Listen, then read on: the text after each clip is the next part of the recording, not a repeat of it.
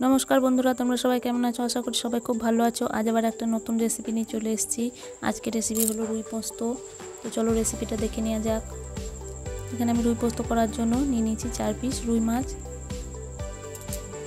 মাছের মধ্যে এবার লবণ, হলুদ মাখিয়ে নেব ভালো করে।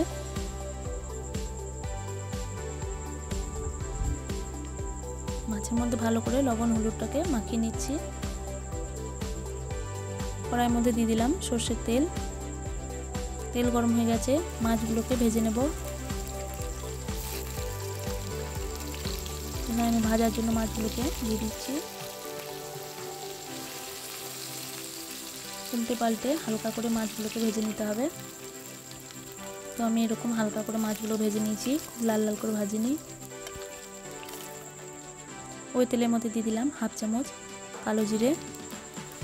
ফোড়ন ভাজা হয়ে গেলে দিয়ে দিচ্ছি পেঁয়াজ বাটা। আমি এখানে একটা বড় সাইজের পেঁয়াজ বেটে নিয়েছি। পেঁয়াজটা তোমরা কিন্তু কুচি করেও দিতে পারো। পেঁয়াজটাকে একটু নেড়ে চেড়ে ভেজে নিচ্ছি।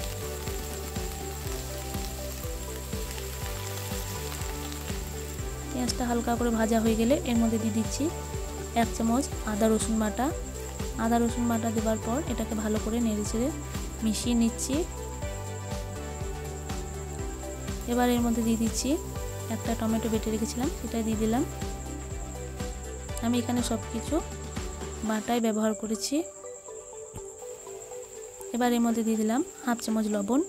লবণ দিয়ে মশলাটাকে ভালো করে কষিয়ে নিতে হবে।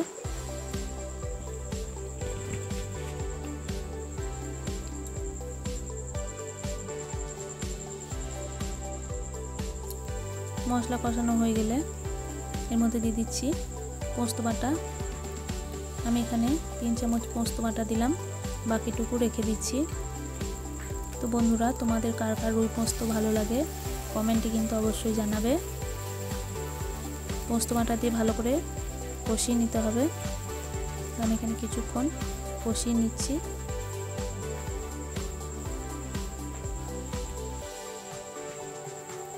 মশলা কষানো হয়ে গেছে, এবার এর মধ্যে দিয়ে দিচ্ছি জল। জলটা তোমরা যে যার পছন্দ মতো দেবে, কম বেশি। আমি এখানে বেশি ঝোল রাখবো না, তাই অল্প জল দিলাম। তোমরা যদি ঝোল রাখতে চাও তাহলে জলটা একটু বেশি দেবে। তো বন্ধুরা, আমার চ্যানেলে যদি তোমরা নতুন হয়ে থাকো তাহলে চ্যানেলটাকে সাবস্ক্রাইব করে দেবে। আর যদি ফেসবুকের পেজ থেকে দেখো তাহলে চ্যানেলটাকে ফলো করে দেবে। তো ঝোল ফুটে গেছে। এবার আমি যে মাছগুলো ভেজে রেখেছিলাম মাছগুলো ঝোলের মধ্যে দিয়ে দেব।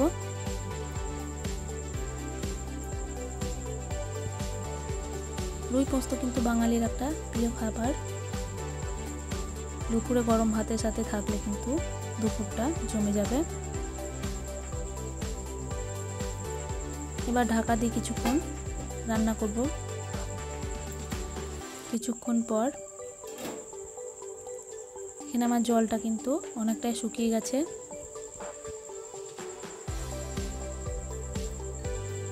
এবার আমি যে পোস্তটা রেখে দিয়েছিলাম সেটা এখানে দিয়ে দিচ্ছি।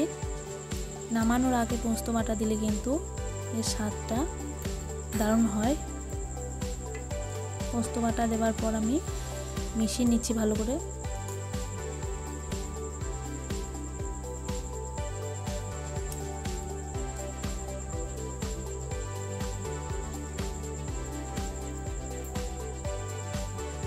এবার দিয়ে দিচ্ছি কিছু চিড়ে রাখা কাঁচা লঙ্কা।